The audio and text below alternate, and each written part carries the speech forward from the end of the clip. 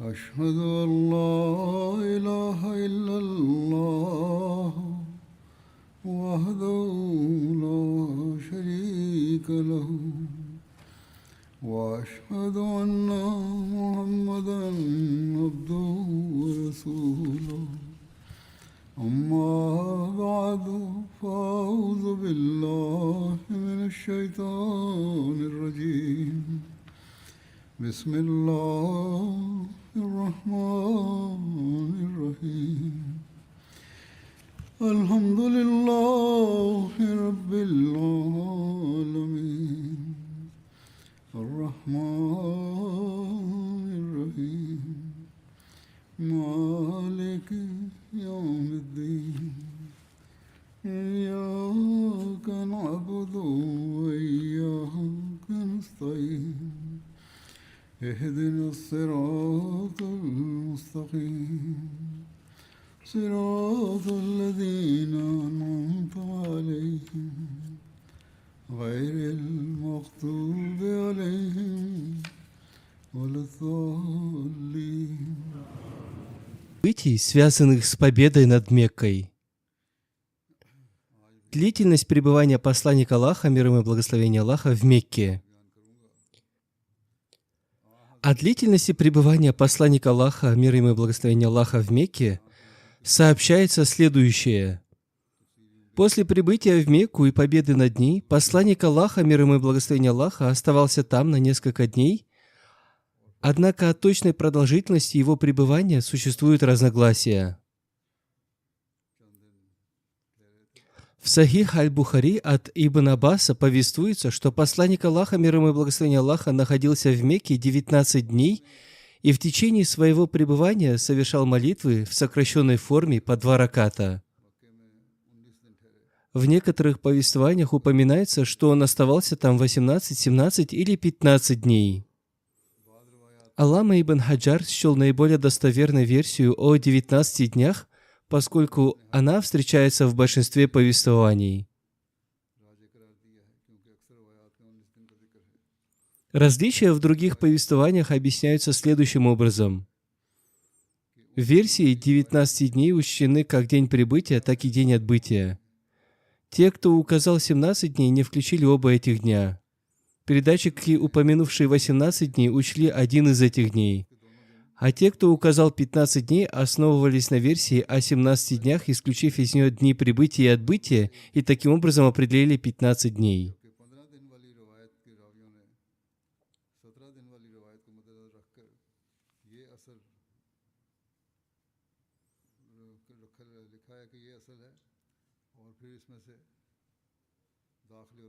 Мнение ориенталистов о победе над Меккой. Некоторые ориенталисты также писали о победе посланника Аллаха, мир ему и благословение Аллаха, над Меккой в своих книгах. Уильям Мюир, известный ориенталист из Шотландии, в своей книге «The Life of Muhammad» «Жизнеописание Мухаммада», упоминая о победе над Меккой, говорит о благородном и наилучшем примере посланника Аллаха, мир ему и благословение Аллаха. Он пишет, что прощение всех прошлых обид, то есть прощение всех прегрешений людей и забвение всех их больших и малых проступков, было в интересах самого посланника Аллаха, мир ему и благословение Аллаха. Однако после этих слов Мюир вынужден признать правду, отмечая, что для этого требовалось великое и милосердное сердце. Он добавляет, что это принесло пользу самому посланнику Аллаха, мир ему и благословение Аллаха, поскольку все жители его родного города начали присоединяться к нему и с полной искренностью и явной преданностью приняли его миссию. Спустя всего несколько недель мы видим, как 2000 из них стоят плечом к плечу с ним, сражаясь с великой верностью.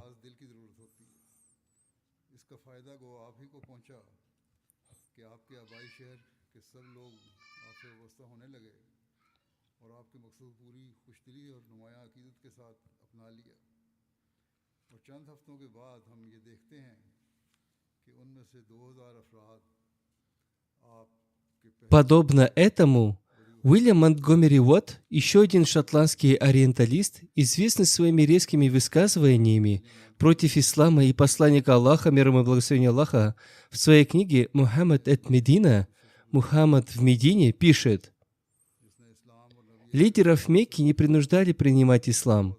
Эти лидеры и многие другие оставались привержены неверию. Величайшее искусство, с которым посланник Аллаха, мир ему и благословение Аллаха, сохранил единство под своим руководством и внушил почти всем чувство справедливого к ним отношения, привело к проявлению гармонии, удовлетворенности и энтузиазма в исламском обществе, в отличие от беспокойства, царящего в других местах».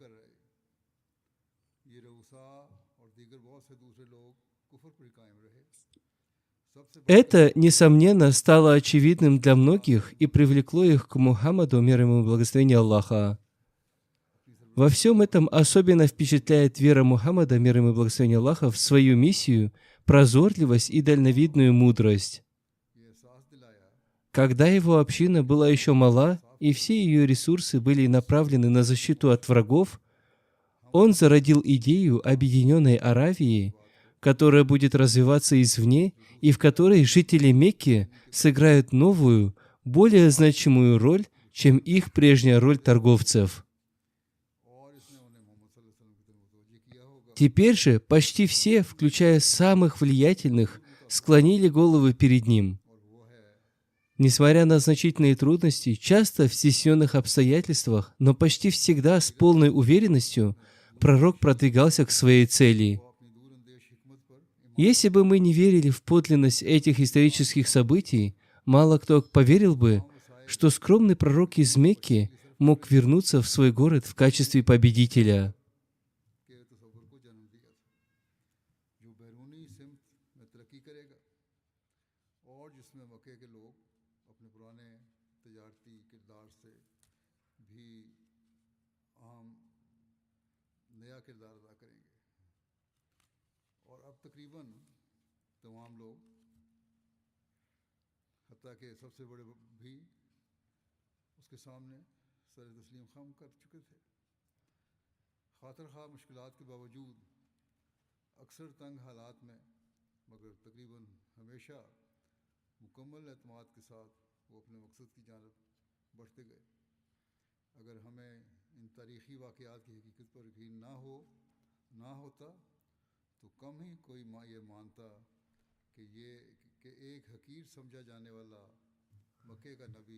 Далее Артур Гилман, известный американский ориенталист, в своей книге «The Saracens» «Сарацины», упоминая о победе над Меккой, описывает всеобщее прощение, благородный пример и терпимость посланника Аллаха, мир ему и благословение Аллаха, как образцовый характер. Он пишет, что когда Мухаммад, мир ему и благословение Аллаха, восседая на том же верблюде, который с великой преданностью переносил его в других случаях с места на место, въехал в город, его сердце переполнилось чувством благодарности, ибо он увидел пустые улицы и понял, что его встретят миром. Достойно высочайшей похвалы, что в момент, когда воспоминания о прошлых притеснениях со стороны жителей Мекки могли побудить его к возмездию, он запретил своему войску любое кровопролитие и выразил всяческое смирение и благодарность Всевышнему Аллаху. Гилман признает, что хотя в одном случае Халид ибн Валид применил силу против силы, но Мухаммад, мир ему и благословение Аллаха, строго осудил это. Первым делом посланник Аллаха, мир ему и благословение Аллаха, очистил Каабу от идолов, затем приказал своему муаззину воззвать к молитве с высоты Каабы и отправил глашатая, чтобы каждый уничтожил идолов, находившиеся у него. Далее он пишет, что 10 или 12 человек, ранее проявлявших крайнюю жестокость в различных ситуациях, были приговорены к наказанию, и 4 из них были казнены.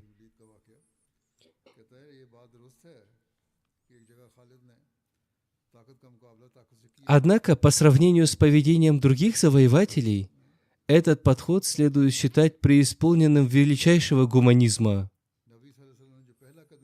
В сравнении с жестокостями крестоносцев, которые в 1099 году, захватив Иерусалим, убили 70 тысяч мусульман, мужчин, женщин и беззащитных детей, или с суровостью британской армии, сражавшейся под знаменем креста, которая в 1874 году во время войны в Африке сожгла столицу Голд-Коста, Золотого берега, старое название Ганы. Победа Мухаммада, мир ему и благословение Аллаха, была истинным триумфом религии, а не политики. Мухаммад отверг всяческие личные почести и избегал любых форм царственного господства. Когда надменные вожди Мекки предстали перед ним, он спросил их: «Чего вы ожидаете от меня сегодня?» Они ответили: «О, наш великодушный брат, мы надеемся на милость». Посланник Аллаха, мир ему и благословение Аллаха, сказал: «Да будет так. Идите, вы все свободны».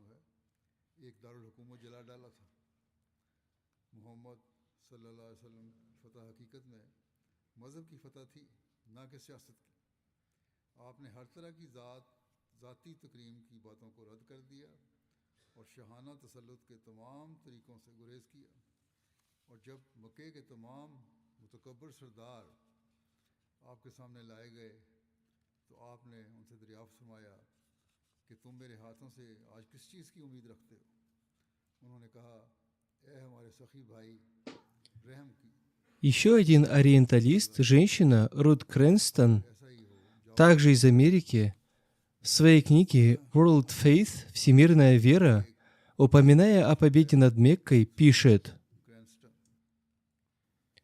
в начале 630 года человек, которого всего 10 лет назад изгнали из этого города, побивая камнями, и над которым насмехались, вошел в Мекку во главе 10 тысяч закаленных воинов. Мухаммад, мир ему и благословение Аллаха, приказал не убивать никого и относиться к горожанам с милосердием.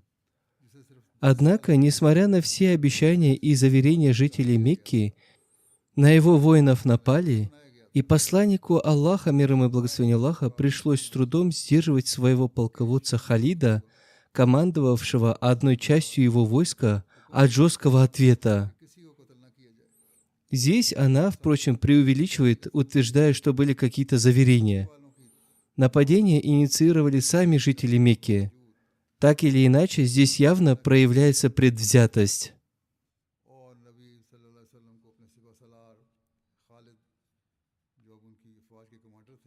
Далее она пишет, что погибло 2 мусульманина и 28 мекканцев.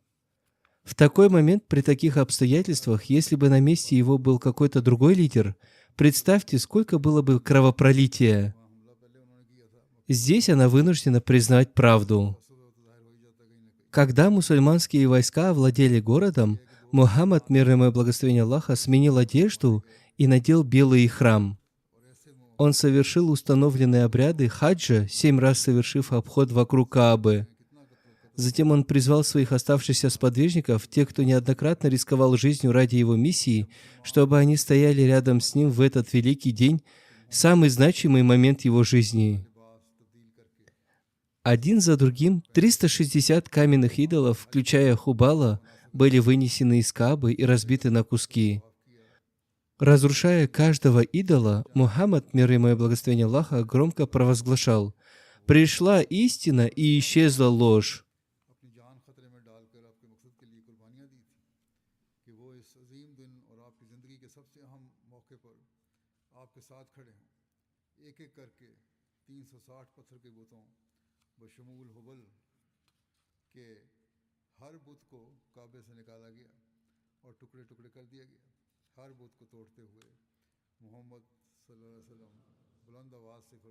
Карен Армстронг, выдающийся ориенталист, известная своим справедливым подходом к письму, она родилась в 1944 году, является известным британским ученым и автором, прославившимся своими трудами по сравнительному религиоведению. В своей книге «Muhammad, a Biography of the Prophet» «Мухаммад. Биография пророка» она пишет о победе над Меккой.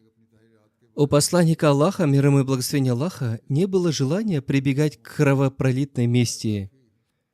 Никого не принуждали принимать ислам, и не похоже, чтобы на кого-либо оказывалось давление. Мухаммад, мир ему и благословение Аллаха, не стремился заставлять людей, но желал установить между ними мир и примирение. Он пришел в Мекку не для того, чтобы подвергать курайшитов угнетению и жестокости, а чтобы положить конец религии, которая оказалась для них несостоятельной. Своей победой над Меккой Мухаммад, мир ему и благословение Аллаха, доказал истинность своего пророческого призвания. Эта победа была достигнута без какого-либо кровопролития, и мирная политика Мухаммада, мир ему и благословение Аллаха, оказалась успешной. Спустя всего несколько лет идолопоклонство в Мекке было искоренено, и такие яростные противники, как Икрима и Сухайл, стали искренними и преданными мусульманами. Таким образом, некоторые из этих ориенталистов, несмотря на свое сильное предубеждение, были вынуждены признать правду. Они не могли поступить иначе.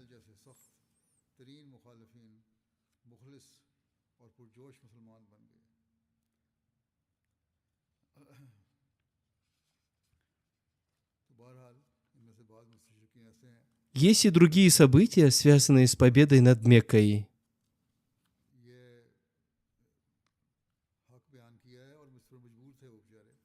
Покаяние и принятие ислама Абдуллахом ибн Саад ибн Абу Сарха, писцом, записывающим откровения, получаемые пророком Аллаха, мир ему и благословение Аллаха. Существует повествование о покаянии Абдуллаха ибн Саада ибн Аби Сарха. Повествуется, что он сначала принял ислам и был писцом откровений, но затем отрекся от веры и вернулся к неверующим. Утверждается, что ему был вынесен смертный приговор. Когда была одержана победа над Меккой, он укрылся у Усмана ибн Аффана, своего молочного брата. Усман привел его к посланнику Аллаха, мир ему и благословение Аллаха, и попросил: «О посланник Аллаха, прими обет верности Абдуллаха». Посланник Аллаха, мир ему и благословение Аллаха, долго молчал, а затем принял его обет верности. Когда Абдуллах ибн Аби Сарха ушел, передатчики сообщают, что посланник Аллаха, мир ему и благословение Аллаха, сказал сподвижникам: «Я молчал, ожидая, что кто-нибудь из вас встанет и быстро казнит его». Сподвижники ответили: «О посланник Аллаха, почему ты не подал нам знак?» На это он ответил: «Пророк не подает знаков для убийства». В некоторых повествованиях сказано: «Пророку не подобает совершить предательство глазами». Похожие повествования встречаются в некоторых исторических книгах, но вызывают сомнения и противоречат благородному примеру и терпимости посланника Аллаха, мир ему и благословение Аллаха, что доказывает, что подобные повествования, вероятно, были сфабрикованы. В книге хадисов Сунан ан-Насаи эта история изложена следующим образом. Во время победы над Меккой Абдуллах ибн Саад укрылся в доме Усмана. Когда было объявлено о принесении всеобщего баята, обета верности, Усман привел его и попросил: «Примите баят, обет верности Абдуллаха». Посланник Аллаха, мир ему и благословение Аллаха, поднял голову, посмотрел на него, трижды повторил это и отказывался принять его обет, но после третьего раза принял его обет верности. Затем, обратившись к сподвижникам, он сказал: «Неужели среди вас не нашлось мудрого человека, который, видя, что я не принимаю его обета верности, встал бы и убил его?» Сподвижники ответили: «О посланник Аллаха, как мы могли знать, что у тебя на сердце? Почему ты не подал нам знак глазами?» Он ответил: «Пророку не подобает, чтобы его глаза совершали предательство». Эта версия есть в Сунан ан-Насаи, но ее достоверность также сомнительна. В Сунан Абу Дауд также есть эта история, но в другой версии и без упоминания убийства.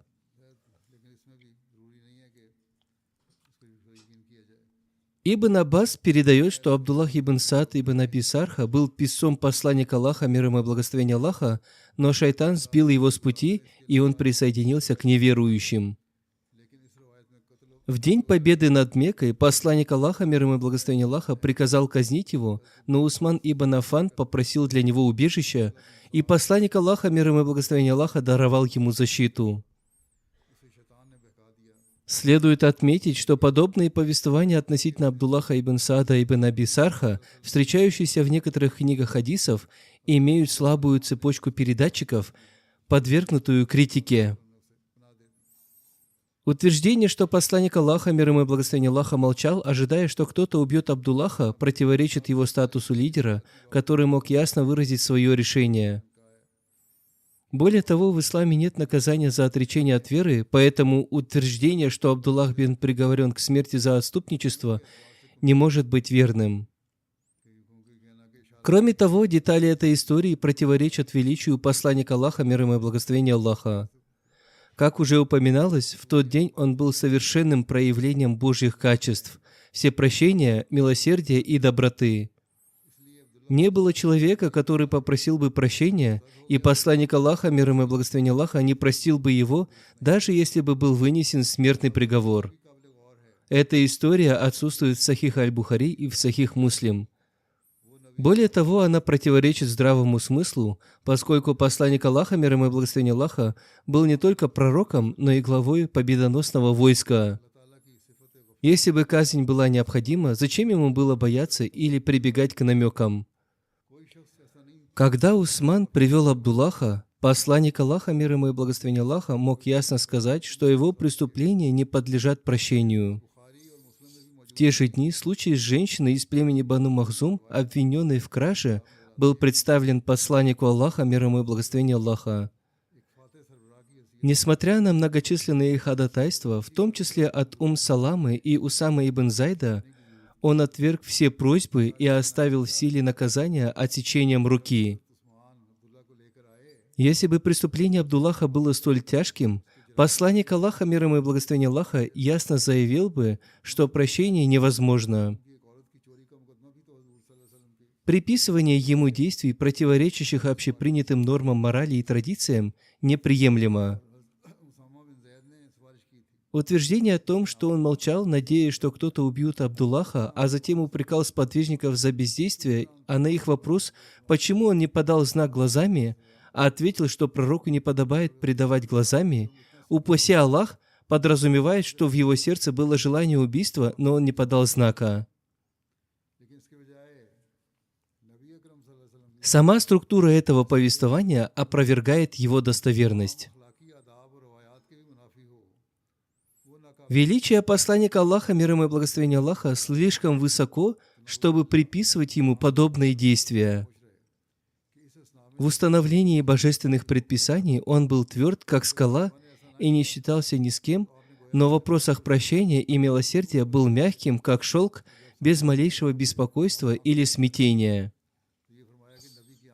Поэтому подобные повествования об Абдуллахе ибн Сааде вызывают сомнения, и некоторые историки и биографы отвергли их. Хазрат Обетованный Реформатор, да будет доволен им Аллах, комментируя аят 15 суры Аль-Му'минун, упоминает это событие следующим образом. С этим аятом связан исторический эпизод, который представляется важным изложить здесь. Он пишет, что у посланника Аллаха, мир ему и благословение Аллаха, был писец, записывающий получаемые им откровения по имени Абдуллах ибн Аби Сарха. Когда на посланника Аллаха, мир ему и благословение Аллаха, нисходило откровение, он вызывал его для записи. Однажды, диктуя эти аяты, посланник Аллаха дошел до слов: «А потом мы вырастили его в другое творение». И Абдуллах невольно воскликнул: «Благословен же Аллах, наилучший из творцов». Посланник Аллаха, мир ему и благословение Аллаха, сказал: «Это и есть откровение, запиши его».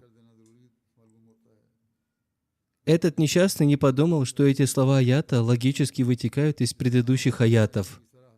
Вместо этого он решил, что подобно тому, как эти слова сорвались с его уст, а посланник Аллаха, мир ему и благословение Аллаха, объявил их откровением, то весь Коран, упаси Аллах, составляется самим посланником Аллаха. В результате он отрекся от ислама и ушел в Мекку. Во время победы над Меккой среди тех, кого посланник Аллаха, мир ему и благословение Аллаха, приказал казнить, был и Абдуллах ибн Аби Сарха.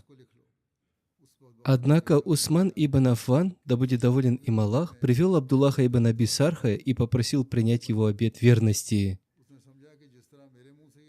Таким образом, Абдуллах вновь принял ислам. Об Абдуллахе ибн Аби Сархе повествуется, что впоследствии он стал одним из выдающихся сподвижников, оказавших значительные услуги исламу. Он был губернатором Египта и завоевал один из регионов Африки. После мученической смерти Хазрата Усмана, да будет доволен им Аллах, будучи его молочным братом, он держался в стороне от смут. Говорят, что он молился, чтобы его последним деянием была молитва. Однажды утром он встал на утреннюю молитву и, завершая ее, произнес салям направо и, собираясь произнести салям налево, скончался. Его смерть наступила в 36 или 37 году по хиджре.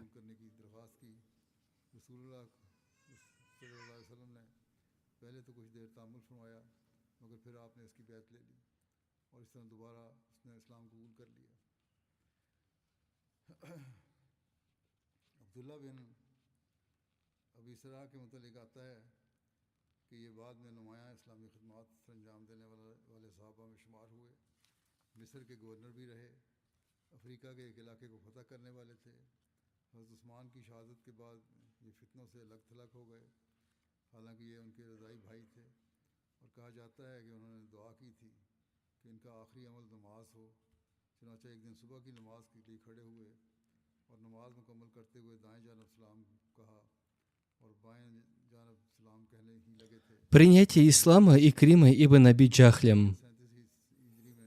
Далее упоминается принятие ислама Икримой ибн Аби Джахлем. Икрима был среди тех, кого посланник Аллаха, мир ему и благословение Аллаха, приказал казнить во время победы над Меккой.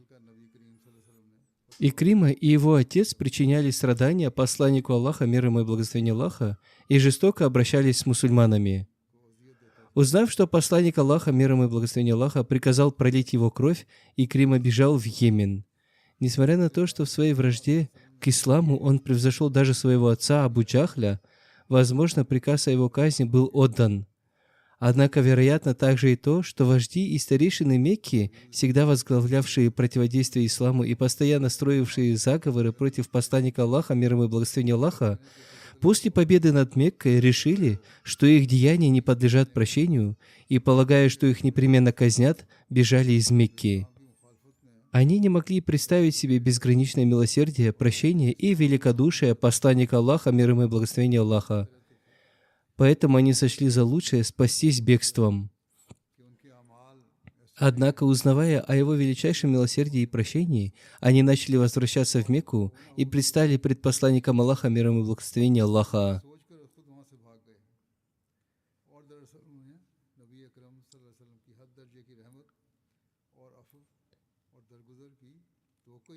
Икрима был одним из главных противников, которые даже во время победы над Меккой оказали ожесточенное сопротивление мусульманскому войску. Он собрал отряд, включавший храбрых молодых людей Мекки, такие как Сухайль ибн Амр и Сафан ибн Умайя, и, обнажив мечи, заявил, что они позволят мусульманам войти в Мекку. Они решительно противостояли отряду Халида ибн Валида, но после гибели более 20 их воинов, все они, включая Сухайла, Сафвана и Икриму, бежали из Мекки.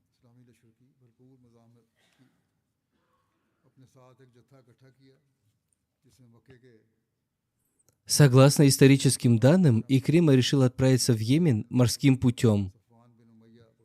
Его жена Умми Хаким бинт Харис ибн Хишам, дочь курайшистского вождя, вместе с Хинд бинт Утба и другими знатными женщинами Мекки принесла обет верности во время победы над Меккой. Узнав, что ее муж Икрима бежал в Йемен из-за страха казни, она явилась к посланнику Аллаха, мир ему и благословение Аллаха, и попросила: «Икрима боится, что ты прикажешь его убить. Даруй ему безопасность». Посланник Аллаха, мир ему и благословение Аллаха, сказал: «Он в безопасности». Она отправилась в Джиду со своим слугой и нашла Икриму на берегу моря, когда он собирался сесть на корабль. Согласно одному из повествований, она застала его уже на борту корабля.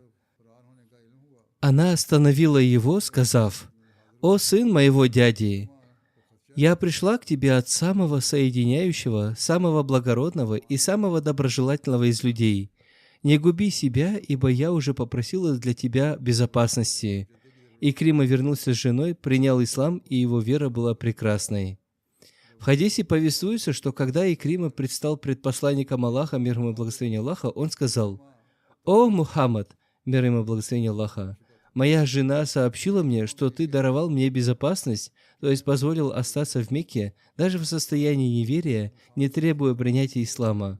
Посланник Аллаха, мир ему и благословение Аллаха, ответил: «Ты говоришь правду, ты в безопасности».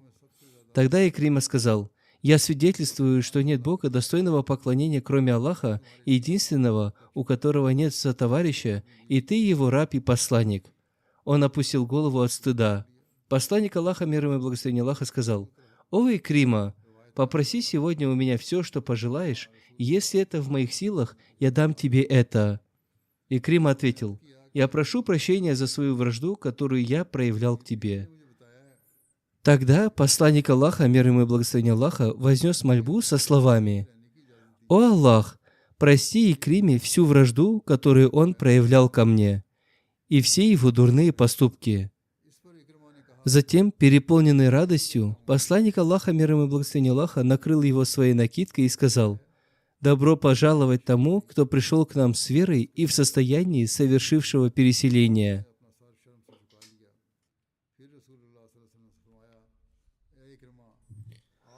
Исполнение пророчества с его принятием ислама. Принятие ислама Икримой также связано с исполнением пророчества, о котором упомянул Хазрат обетованный реформатор, да будет доволен им Аллах. Он рассказал, что с принятием Икримы ислам исполнилось пророчество, которое Мухаммад, посланник Аллаха, мир ему и благословение Аллаха, сообщил своим сподвижникам много лет назад. Посланник Аллаха, мир ему и благословение Аллаха, сказал: «Я видел во сне, что нахожусь в раю. Там я увидел виноградную гроздь и спросил, для кого она предназначена? Мне ответили: для Абу Джахля. Это показалось мне странным, ведь в рай не входит никто, кроме верующих. Как же тогда для Абу Джахля приготовлен виноград в раю?» Когда Икрима принял ислам, посланник Аллаха, мир ему и благословение Аллаха, сказал: «Эта гроздь была для Икримы». Всевышний Аллах указал имя отца вместо сына, как это часто бывает в снах. Принятие ислама Хаббаром ибн Асвадом. Далее упоминается бегство Хаббара ибн Асвада и его принятие ислама. Повествуется, что в период джахилии и невежества он был красноречивым оратором, объединял людей против посланника Аллаха, мир ему и благословение Аллаха, и отличался дурным нравом. Когда дочь посланника Аллаха Зайнаб совершала хиджру в Медину, будучи беременной, Хаббар напугал ее верблюда, из-за чего она упала, что привело к выкидышу, и впоследствии она оставалась больной до конца своих дней.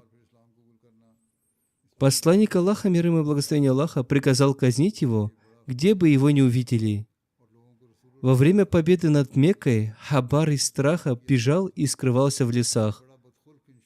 После того, как посланник Аллаха, мир ему и благословение Аллаха, вернулся в Медину, Хаббар явился к нему. Когда он пристал перед посланником Аллаха, сподвижники, увидев его, сказали: «О посланник Аллаха, это Хаббар идет».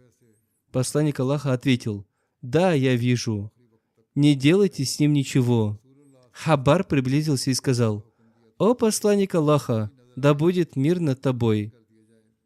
Я свидетельствую, что нет Бога, достойного поклонения, кроме Аллаха, и ты посланник Аллаха. Я убежал от тебя, скитался по разным землям, хотел даже присоединиться к неарабам. Затем я вспомнил твое великодушие, доброту, благожелательность и прощение, которое ты проявляешь к обидчикам.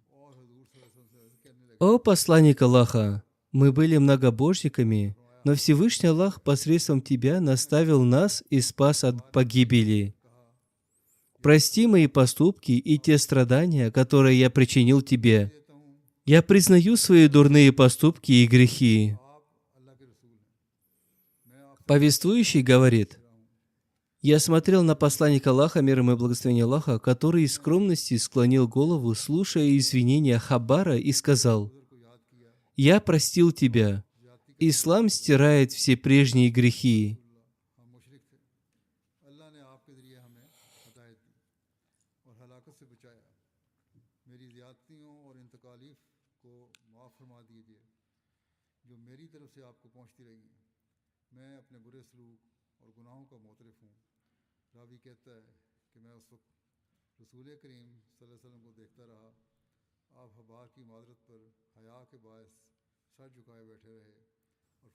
Хазрат обетованный реформатор, да будет доволен им Аллах, также описал этот случай, отметив, что среди тех, кого было приказано казнить, был человек, ставший причиной гибели дочери посланника Аллаха Зайнаб. Его звали Хабар. Он перерезал подпругу верблюда Хазрат Зайнаб, из-за чего она упала, потеряла ребенка и спустя некоторое время скончалась. Помимо других преступлений, это деяние делало его достойным смерти.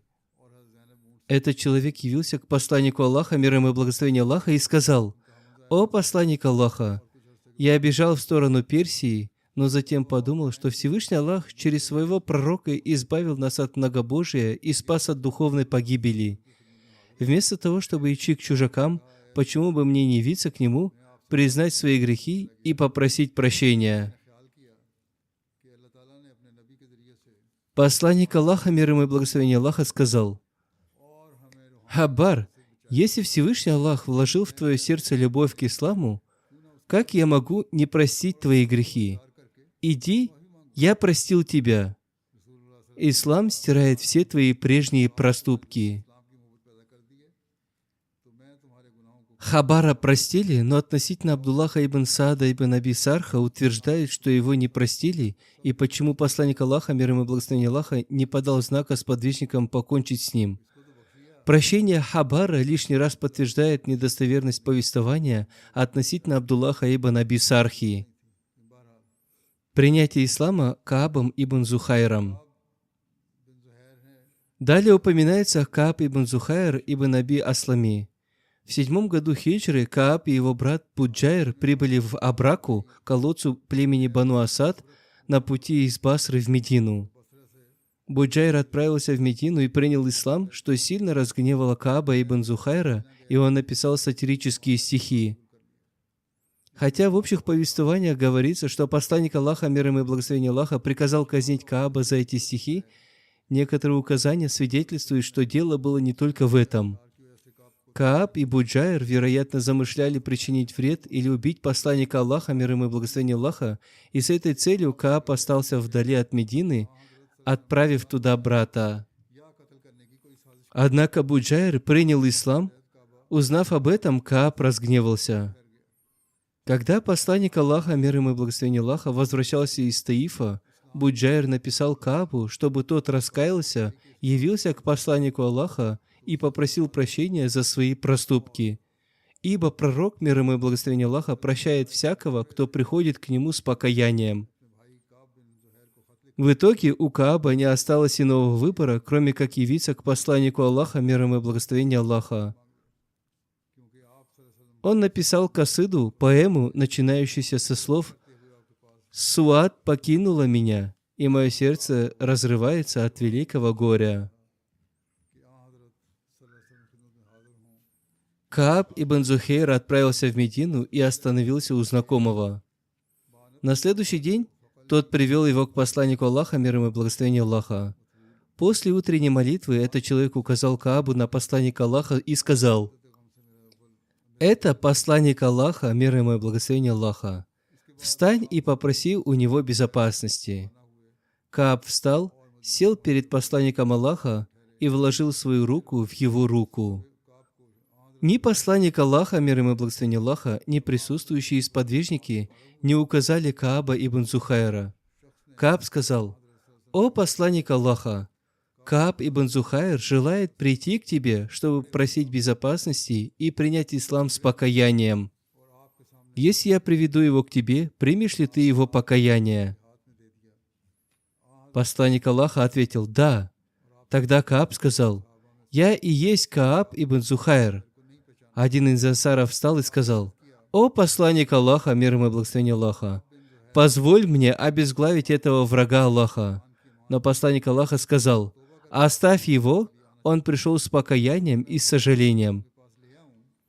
Когда Кааб прочел касиду Банат Суат и дошел до строк: «Воистину посланник, свет, которым озаряется истина, обнаженный индийский меч из мечей Аллаха». Посланник Аллаха, мир ему и благословение Аллаха, накрыл его своей накидкой, которая была на нем. Именно из-за этой накидки касида стала известна как касида Бурда, касида плаща или Банат Суат, бурда, накидка или плащ.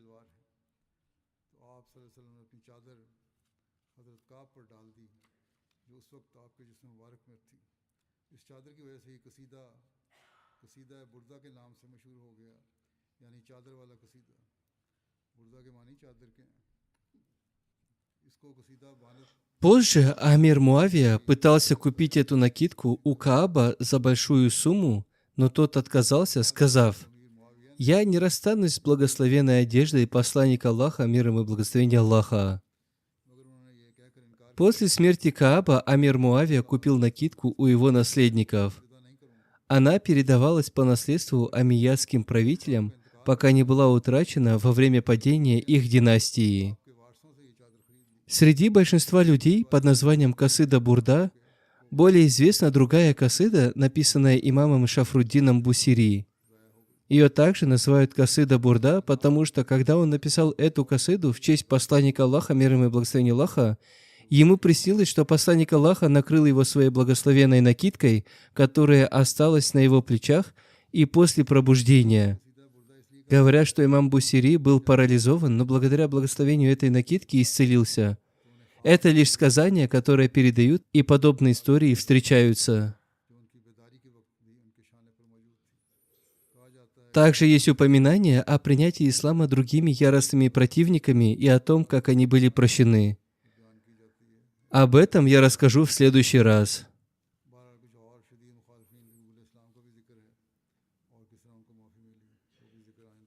Наставление для предстоящей джальсы Саляна. Со следующей пятницы, иншаллах, начинается работа джальсы Саляна и ежегодного съезда Ахмадийской мусульманской общины Великобритании. Молитесь за ее успешное проведение. Пусть Всевышний Аллах благословит эту джальсу Саляна и все ее программы своей милостью. Пусть Всевышний Аллах защитит нас от зла тех, кто замышляет вред или имеет намерение причинить ущерб. Пусть Всевышний Аллах сохранит в безопасности всех прибывающих местных гостей, так и гостей из-за рубежа. Пусть Всевышний Аллах сохранит их под своей защитой во всех отношениях. Пусть Всевышний Аллах дарует каждому хозяину, принимавшему личных гостей, и каждому служителю отделения гостеприимства общины способность должным образом исполнить свой долг гостеприимства. Пусть Всевышний Аллах дарует служителям, которые с энтузиазмом и страстью посвящают себя служению на ежегодном съезде, возможность самоотверженно и бескорыстно выполнять свои обязанности в своих отделениях и с величайшим уважением, мягкостью и доброжелательностью служить гостям.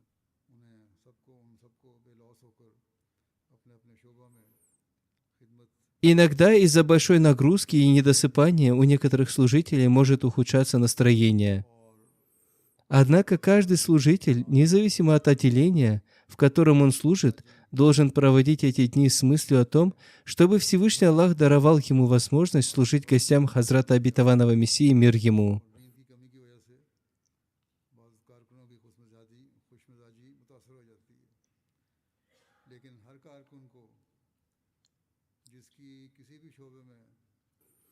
Поэтому мы будем приносить любые пожертвования, сохраняя дух служения, не проявляя никакого раздражения, и наши лица всегда будут озарены улыбкой.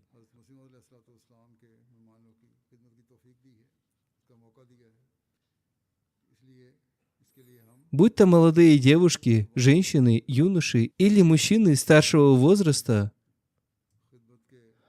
будь то руководители или помощники, повара и работники столовой, раздающие еду, охранники, парковщики, сотрудники, отвечающие за чистоту и гигиену, те, кто обеспечивает работу внутренних и внешних коммуникаций, или те, кто дежурит на входе, девушки, служащие в детском шатре, или юноши, девушки и взрослые, служащие в главном шатре ежегодного съезда, все должны выполнять свои обязанности с улыбкой на лице. Пусть Всевышний Аллах дарует им эту способность.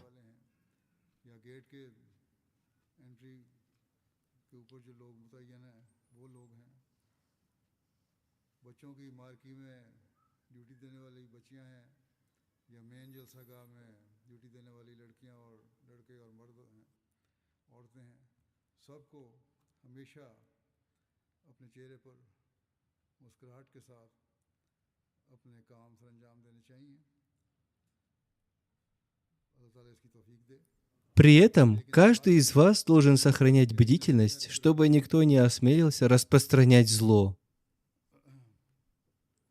Пусть Всевышний Аллах дарует всем служителям возможность служить наилучшим образом и стать получателями Его милостей. Аминь.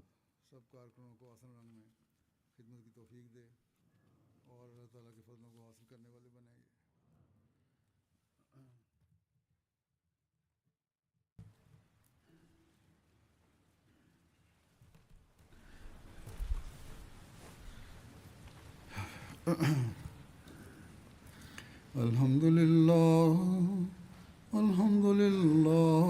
نحمده ونستعينه ونستغفره ونؤمن به ونتوكل عليه ونعوذ بالله من شرور أنفسنا ومن سيئات أعمالنا من يهده الله فلا مضل له ومن يضلل فلا هادي له ونشهد أن لا إله إلا الله ونشهد أن محمدا عبده ورسوله عباد الله رحمكم الله إن الله يأمر بالعدل والإحسان وإيتاء ذي القربى وينهى عن الفحشاء والمنكر والبغي يعظكم لعلكم تذكرون اذكروا الله يذكركم وادعوه يستجب لكم ولذكر الله أكبر